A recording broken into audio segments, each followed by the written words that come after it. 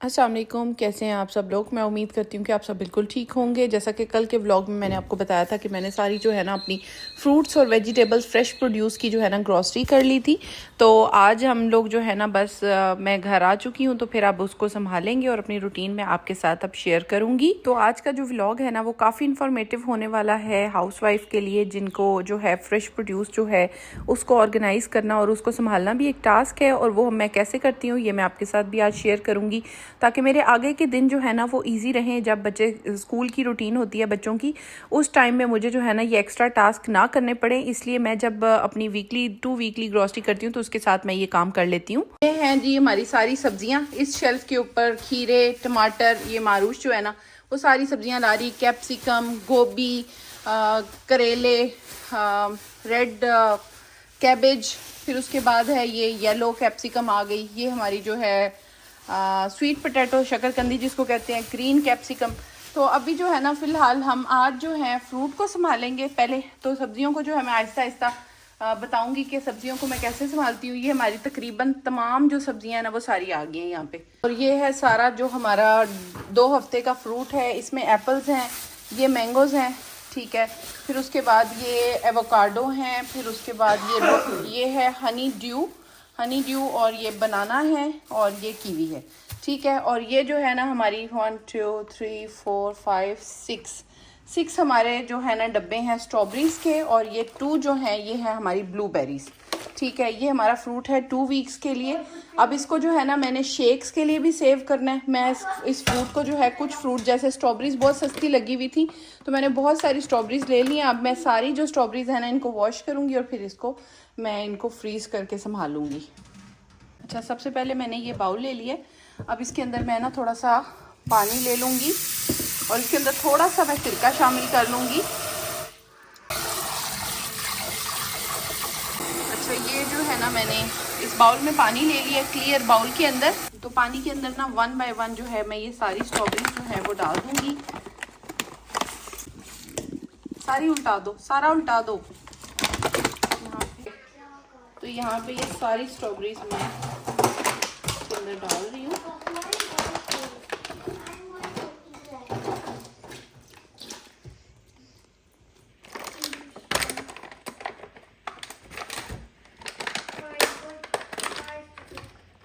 तो ये सारी मेरी जो स्ट्रॉबेरीज है ना ये मैंने पानी में भिगो दी। मैंने जो है ना सारी स्ट्रॉबेरीज जो है ना वो मैंने इस पानी में डाल दी हैं ताकि ये इसमें अच्छी तरह से भीगी रहें। और उसके बाद मैं सारी जो स्ट्रॉबेरीज है ना इसके ऊपर से इनके ये जो है लीव्स वो उतार दूंगी, सेपरेट कर दूंगी, इसको ड्राई करूंगी।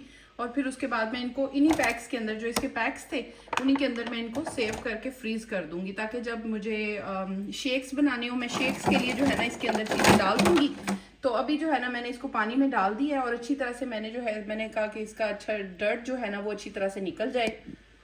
स्ट्रॉबेरीज का जो है ना डर्ट निकालने के लिए सबसे बेस्ट टिप होती है, इसके अंदर यीस्ट इन्फेक्शन हो जाता है, जिसकी वजह से हम इसके अंदर जो है ना विनेगर डालते हैं ताकि जो स्ट्रॉबेरीज है ना वो देर तक फ्रेश रहें। तो जैसे ही इसके अंदर पानी के अंदर अगर आप विनेगर डाल के स्ट्रॉबेरीज को रखें ना तो स्ट्रॉबेरीज ज़्यादा देर तक फ्रेश रहती हैं और इसके अंदर जो होता है ना कि ये ख़राब करती है एक दूसरे को बैक्टीरिया, वो मर जाता है सारा।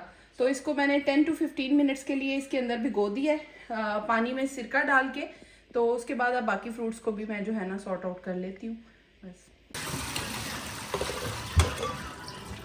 अच्छा जी, इसके अंदर ये पार्टिकल्स आपको शायद नज़र नहीं आ रहे होंगे, लेकिन इसके अंदर डर्ट के काफ़ी ज़्यादा पार्टिकल्स हैं। अगर मैं आपको मेरा कैमरा आपको दिखा सके, इसमें काफ़ी ज़्यादा डर्ट थी तो जो कि निकल चुकी है। ये मेरी स्ट्रॉबेरीज जो है ना वो अच्छी तरह से ड्रेन हो गई है। अब मैं इनको थोड़ी देर के लिए यहाँ पे छोड़ दूंगी, लीव्स अलहदा कर लेंगे। अच्छा, तो बच्चे जो है ना मेरे घर पे हैं, मैंने कहा इसका पूर्ण इस्तेमाल किया जाएगा, बच्चों की हेल्प ली जाएगी।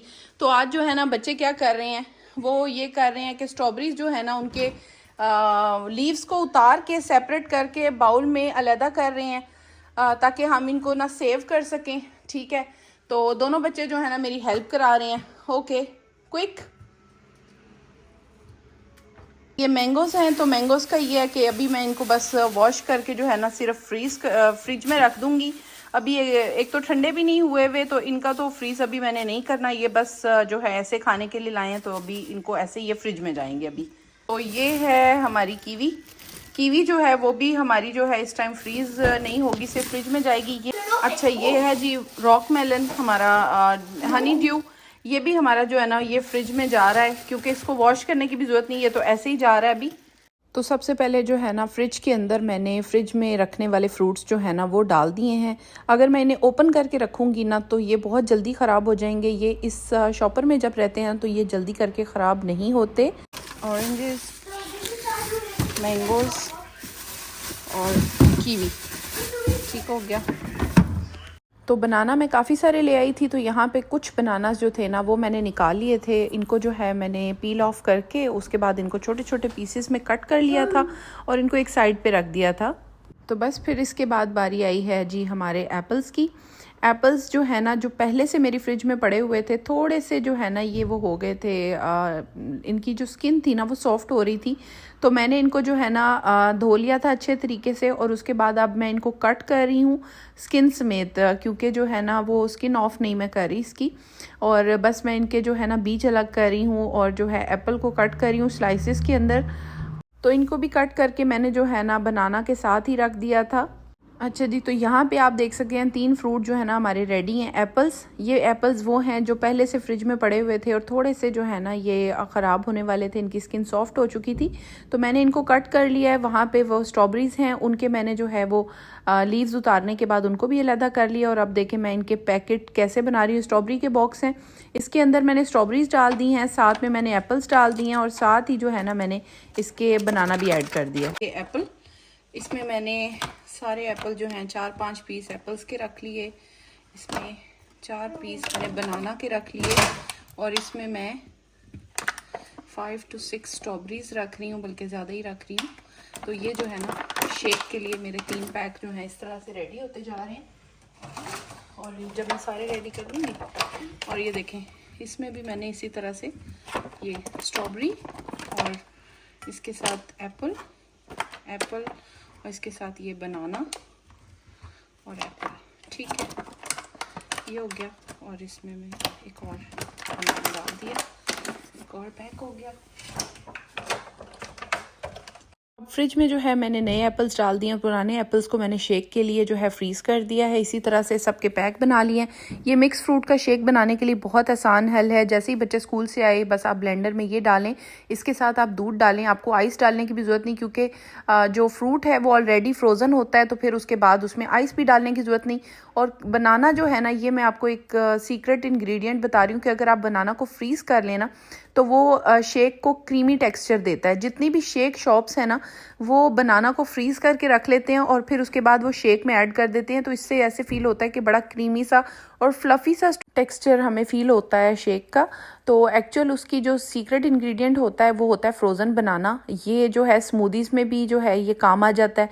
यहाँ पे मेरे पास थोड़े से जो एप्पल्स थे ना वो और बच गए थे, तो मैंने उन सबको कट किया और इसके अलग से भी एक पैक बना लिया कि कभी कभी ड्राई फ्रूट के साथ बनाना एप्पल का भी शेक बन सकता है और किसी और कॉम्बिनेशन में भी मैं इसका शेक बना सकती हूँ। तो यहाँ पे मैंने जो है ना इसको इसमें डाल के पैकेट में डाल के रख दिया था और स्ट्रॉबेरीज़ को भी इसी तरह से मैंने कर दिया था कि डिफरेंट कॉम्बिनेशंस के साथ मैं उसमें ये डाल सकती हूँ। तो हमारा फ्रूट जो है ना वो तो सॉर्ट आउट हो गया और मेरा जो है 1 महीने के लिए शेक्स का सामान भी रेडी हो गया, चाहे स्मूदीज़ बनाऊँ या शेक्स। और अब ये जा रहा है फ्रीज़र में, इस तरह से ये सॉर्ट आउट हो चुका है। अगर मुझे बनाना एप्पल के साथ कुछ बनाना होगा तो मैं एप्पल के चंक्स ले सकती हूँ, अगर मुझे स्ट्रॉबेरी के साथ बनाना है तो वो ले सकती हूँ। अदरवाइज़ मैंने मिक्स पैक भी बना के रख दिए हैं, तो मैं इसकी भी स्मूदीज़ और शेक्स जो हैं वो बना सकती हूँ जब मुझे ज़रूरत हो। उसके बाद हम बाकी का फ्रूट देख लेते हैं। तो अभी मैं संभाल रही हूँ अपनी सब्ज़ियाँ। इसमें सबसे पहले टमाटोस मैंने रखे हैं दूसरे। आज मेरा सब्ज़ियाँ संभालने का कोई ख़ास इरादा नहीं है, इस वजह से मैंने ना इनको अभी फ़िलहाल ऐसे ही रख दिए, क्योंकि मैं इसको भी सॉर्ट आउट करती हूँ जब ये अभी कुछ चीज़ें जो है वो पैकेजिंग में हों तो वो ख़राब नहीं होती। जैसे कि कैरेट है, उसकी पैकेजिंग ऐसी होती है कि अगर आप उसे कैरेट को निकालेंगे तो वो ड्राई हो जाएगी, लेकिन अगर वो उसके अंदर है तो वो ख़राब नहीं होगी।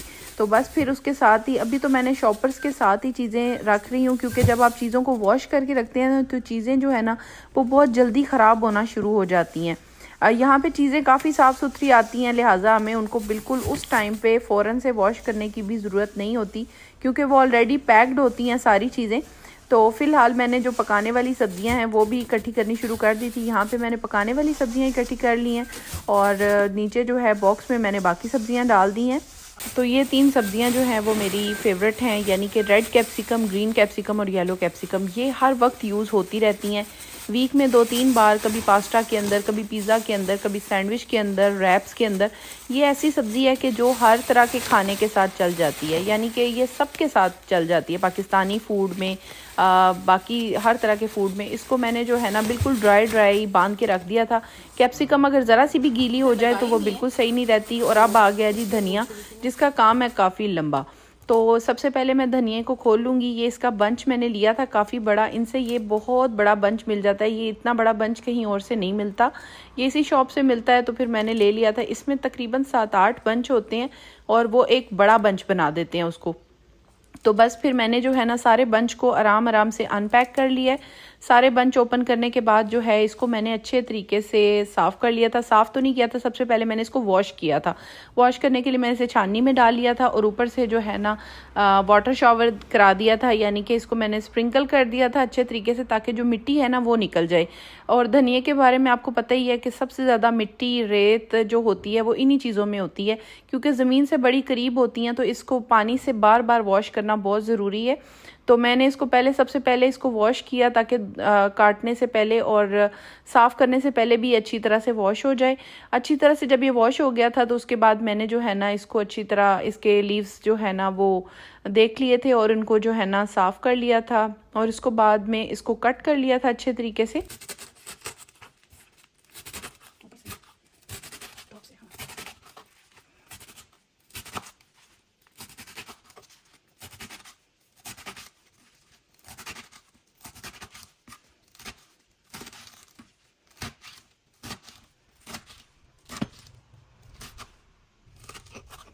तो इस धनिया को मैंने बहुत अच्छे तरीके से फाइनली चॉप कर लिया था और चॉप करने के बाद मैंने इसको दोबारा से धो लिया था, क्योंकि मुझे ना धनिया को 3 बार धोने की आदत है, ताकि अच्छे तरीके से इसके अंदर से जो भी मिट्टी है ना वो निकल जाए।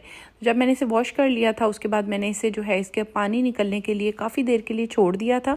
तो जब ये अच्छी तरह से जो है धुलने के बाद ड्राई हो गया था, इसको हवा लग गई थी, तकरीबन 1-1.5 घंटे के लिए मैंने इसे छोड़ दिया था। और उसके बाद जब ये अच्छी तरह से ड्राई हो गया था अच्छे तरीके से, तो तब मैंने जो है ना ज़िप-लॉक पैकेट ले लिए थे और उसके अंदर जो है ना इसको डाल लिया था। और इस तरह से मेरे 2 पैकेट बन गए थे और ये काफ़ी लॉन्ग टर्म देर तक जो है ना मेरा ये धनिया चल जाता है। तो बस फिर इस तरह से मैंने जब इसे ज़िप-लॉक में डाल लिया था और इसे पैक कर दिया था, उसके बाद मैंने जो है ना इनको फ्रीज़ कर दिया था सीधा डायरेक्ट स्ट्रेट अवे। तो इससे ये होता है कि ये धनिया जो है ना बिल्कुल ख़राब नहीं होता। मैंने बहुत सारी टेक्निक्स आजमाई हैं, लेकिन ये जो है ना अभी तक की मेरी सबसे फेवरेट है, सबसे बेस्ट टेक्निक है। और बस अभी जो है रात हो गई थी, मैंने बहुत सारी जो है वेजिटेबल्स और फ्रूट संभाल लिए थे। तो जब सारी चीज़ें संभाल ली तब तक मेरा आम जो है वो ठंडा हो चुका था। मैंने कहा थोड़ा सा इसको कट करके जो है ना वो चेक कर लेते हैं कि ये कैसा है। तो खैर इसका जायका एज़ एक्सपेक्टेड, जैसा मैं एक्सपेक्ट करी थी वैसे ही था। इतना मीठा भी नहीं था, बस ठीक था, अच्छा नहीं था बिल्कुल भी। पाकिस्तानी मैंगो से तो कंपेयर कर ही नहीं सकते, दुनिया भर में सबसे फेमस पाकिस्तानी आम है। तो खैर यहाँ पे मैं अपने व्लॉग का एंड कर रही हूँ। अगर आपको मेरा व्लॉग पसंद आया हो तो please don't forget to subscribe, like, share and comment. Thank you so much for watching.